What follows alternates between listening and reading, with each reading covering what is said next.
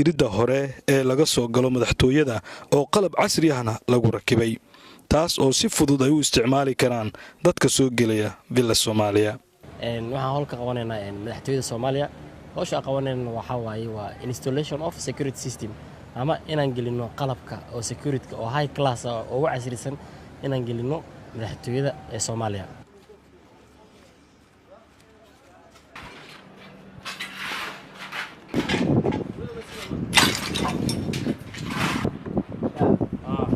meeshan ajigno waa guard house ama qolka ilaalada wardiyaha oo qolada u gudbayso gudaha si oo wardiyeynayay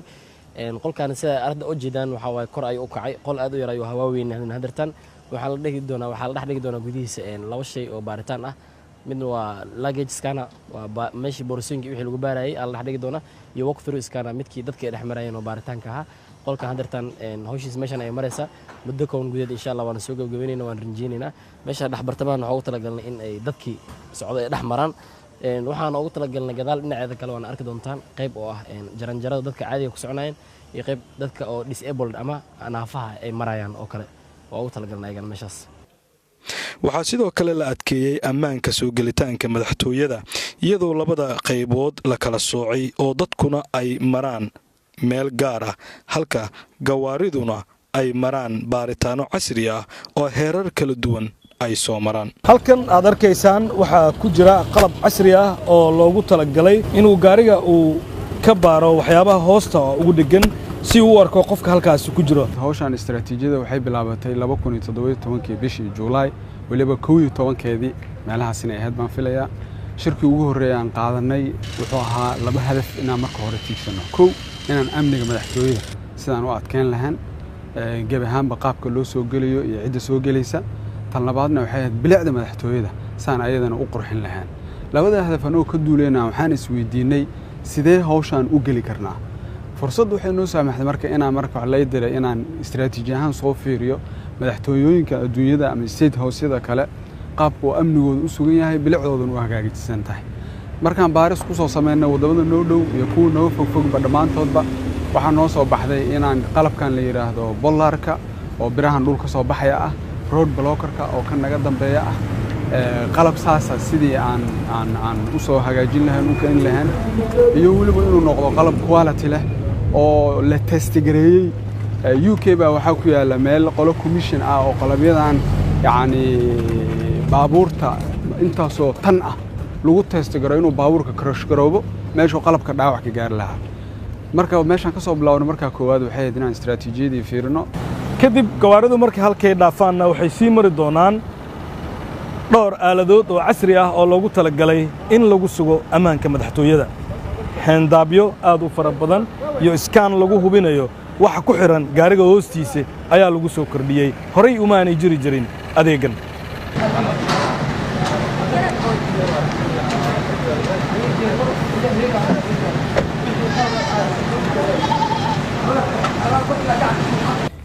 marka waxaan arkayay kolkii hore qofkii soo gali jiray madaxtooyada iyo hadda qofka soo galay bal farqiga u dhaxeeyo waxaa u dhaxeeya laba wax waliba qofka kaliya ma gawaarida iyo waxaan oran karnaa qofka marka hadaan ku hormaro qofka su'aasha ay weydiisay kadibna gawaarida kugu xijiyo qofka waxa u dhaxeeya marka koowaad awal qofka yaani meel yar oo askari balbala oo habu istaagi jiray laakiin hadda waxay noqotay in laamigii dadka ay soo mariyeen marka hore loo dhiso askarigii meel yar oo nadiif ah u taagan yahay oo marka koowaad ba askarigu qofka uu hubiyo qofkan qof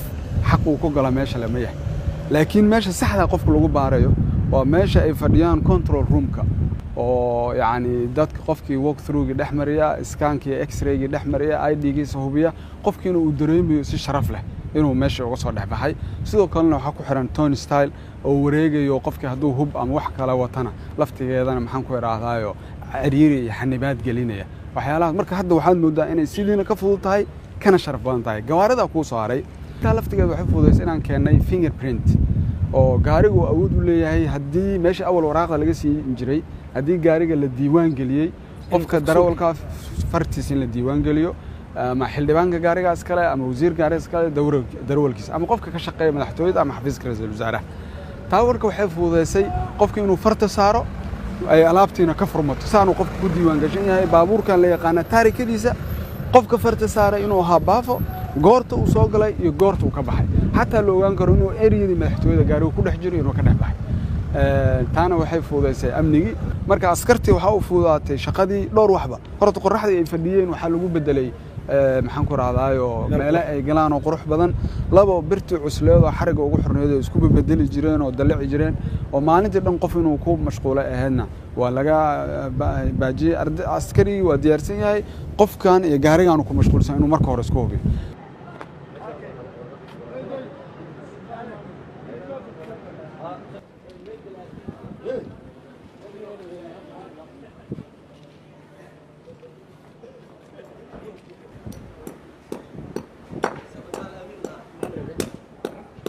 meeshan qalabkan aan gelinay hadda oo jeedin way taagan tahay qalabkan waxa la dhahaa tayakila taayarada ayuu banjarinaya baabuurkii isku day inuu sharci darro ku soo gudbo qol ayaa inta la keenaya oo la dhigaya system ayaa inta la gelina wixii horay oo manualka baabuurka oo xarig in laga qaado xarig la sii daayo oo la soo celiyo waa laga gudbay askari qol ku dhex jiro waxa la leeyahay baabuurkaas ka qaad betoon oo wuxuu riixaya oo up maashan kor ay u baxayso qalabkan meeshan birahna ilkaan hoos ay galayaan haddana markii birta u soo celinaya betoonka down u riixaya automatically birtan ida is soo celinayso ganahana way soo baxayaan marka baabuurka isku day sharci darro inuu meesha gudbo taayarada ay ka banjarayso meel fogna ma gaarayo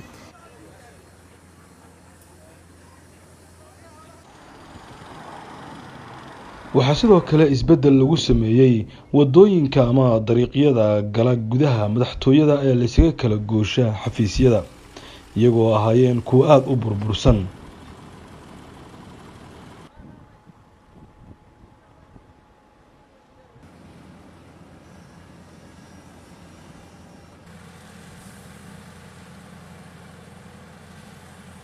howlaha socda ayay ka mid tahay macnaha ma garatay madaxtooyada in bilicdeedii iyo quruxdeedii la soo celiyo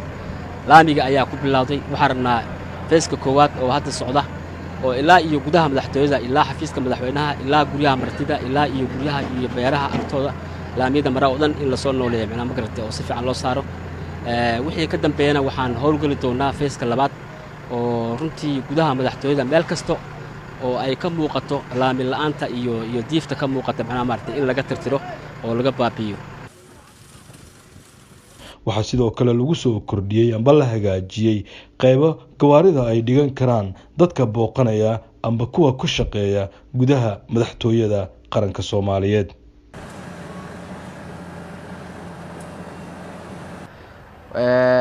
laamigan oo haddana la dhisay jidkan 3 kiiloomitir isku yarka ah bilicda madaxtooyadu qayb muhiim ka qaadanaya door muhiim ah laamigaas oo muddo 9 maalmood socday markii aragnay baahidii jirtay oo bilicdii qaranka in la soo celiyo madaxtooyada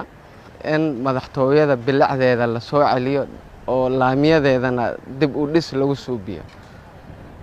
si didiilo fiican wadanka guud ahaan ugu noqdo dib u dhiska u horseedo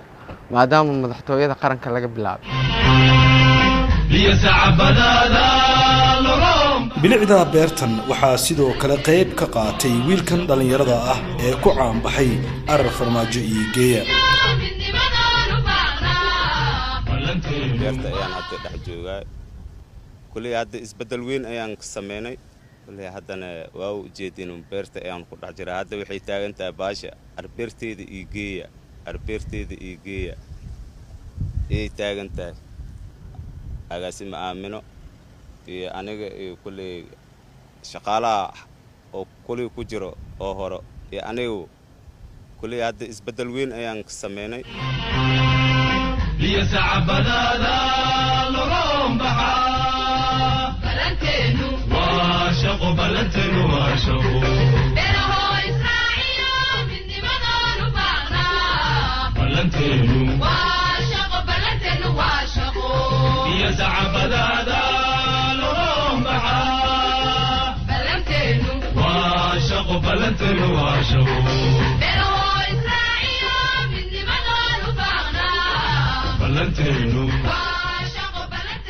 madaxtooyada qaranka Soomaaliyeed sidoo kale waxay ahayd hoy ay deganaayeen shaqaale iyo waliba mas'uuliyiin ka tirsan xarunta madaxtooyada laakiin hadda waxaa lagu soo koobay oo kaliya inuu halkaasi ku hoydo madaxweynaha ummadda Soomaaliyeed maxaa haddaba looga faa'iidaystay hooygii dadkaasi laga raray?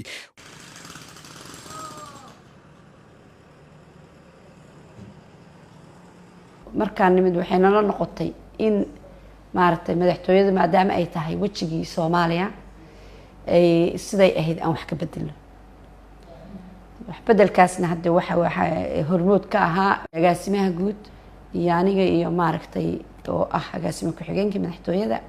intaan hadda isbedelka dadka ka shaqeynaya ama ha ahaato albaabadiyo iskaanyaal la dhigay ama laamigii la dhisay ha ahaato ama beerta quruxda badan ha ahaato ama xafiiska weynan anagu fadhina ha ahaato waxaa noo dhima wax badan way isku dhex jireen. hadda qaybta aad kor hadda tagteen ma ogi guriga weyn waxay ahayd qayb maaragtay deegaana ah xafiisyana ah. marka hadda waxaanu maadaama ay tahay madaxtooyo deegaan ma noqon karto hal qof kaliya ayaa degi kara madaxtooyada oo ka noqon deegaan ku yeelan kara waa madaxweynaha Soomaaliya. wiila Soomaaliya meesha la yiraahdo wiila Soomaaliya waa residency ama goobtii uu deganaa madaxweynaha iyo familiyadiisa. la taliyaasha marka hadda muddo aduu 3 bilood ka hor meel ay fariistaan xataa ma jirin hore uma jirin. la taliyo wuxuu ahaa qof uu iska magacaaban laakiin aan meel looga soo hagaag lahayn. hadda daartaas weyn oo banaanka ku taalood aragtay oo ahaan jirtay sida aan sheegay deegaan ahaan jirtay qayb yarna xafiisa ka haddana qayb ra'iisul wasaaruhu ka degan yahay ayaa waxaan ka sameynay dayactir xoog laan ka sameynay hanti dhowrka degan xataa waxaan ka sameynay dayactir aad iyo aad u weyn oo gudaheeda oo dhan si fiican baa loo dhisay. waxaana la fadhiya hadda oo loo qalabeeyay qof kasta oo la taliya ah. qiiqdii markii aan imid waxaa jirtay meel beer ahaan jirtay aniga laftaydu dawladdii Sheekh Shariif xildhibaan baan ahaa beer weyn bay ahaan jirtay laakiin markaan soo noqdo waxaan arkay meel galina oo waxba ka jirin. runtii haddana dadku markay kaftamay waxay dhahaan beertii ama ma aaminay dhahaan laakiin beertaydi baa beertii qaranka aan uma jeclayna la yiraahdo. waxaa iga gashay muddo 5 bilood ayaa banaanka taagnaa xataa aragtidaydu waa bedelantay. marka maahmaahadu waxay ahayd aaminana hamadoobaata beertuna ha qurux badnaato. beerta waxaa ku abuuran moos waxaa ka baxa kostaatada waxay dhahaan cagaarkan la cuno kaliya maaha. aniga aamin ahaan waxaan aaminsanahay inaan kala untusno dalkeena meel kasta inay wax ka bixi karaan laakiin ulajeedadu maaha kaliya in ubaxa la daawado. ulajeedada daba taal waa in la tusaa dadka xataa beertaas yar ee madaxtooyada ku dhex taala haddii la abuurto 5 qoys inay maaragtay dharjin karto. aniga taas way muhiimadaydu. sabuul tiro badan ayaa waxaan ku shubnay dambiil weyn madaxweynahan u geeyno narwaakan gurigaaga kaliya intaana ka bixi karta. dalka haddii la hirgeliyo nabadu ballaarato dadku wax soo saarka way nagu filanto Soomaaliya oo dhan baa ku noolaan karta. marka qisadaas looga jeedaa iyo quruxda kama marna iyaduna. mas-uuliyiinta iyo weliba shaqaalaha ka howlgala madaxtooyadu waxa ay fursad u heleen in ay helaan xafiisyo ay uga adeegi karaan bulshada. haddaba dhismayaashii hore ee madaxtooyada ayaa isbeddel casri ah lagu sameeyey iyadoo dhismayaal cusubna hadda ay socdaan hawshoodii. halkan waa xafiiska uu fadhiisto madaxweynaha ummadda Soomaaliyeed. waxaa isna lagu sameeyey dib u habeyn ballaaran taas oo qofka marka uu soo galo soo jiidan karto. xafiiska madaxweynaha marka aad gasho waxa aad ku arkaysaa sawirka madaxweynihii ugu horreeyey dalka Soomaaliya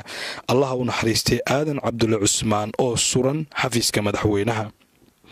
waxaana ay muujinaysaa astaanta qiimaha uu dalka uu ku lahaa. muddadii sanadka ay jirtay dowladdii madaxweyne Maxamed Cabdullaahi Farmaajo waxaa muuqata in dowladdu ay dadaalo ugu jirto sidii dalkan uu mar kale haybadii uu ku lahaa caalamka dib loogu soo celin lahaa.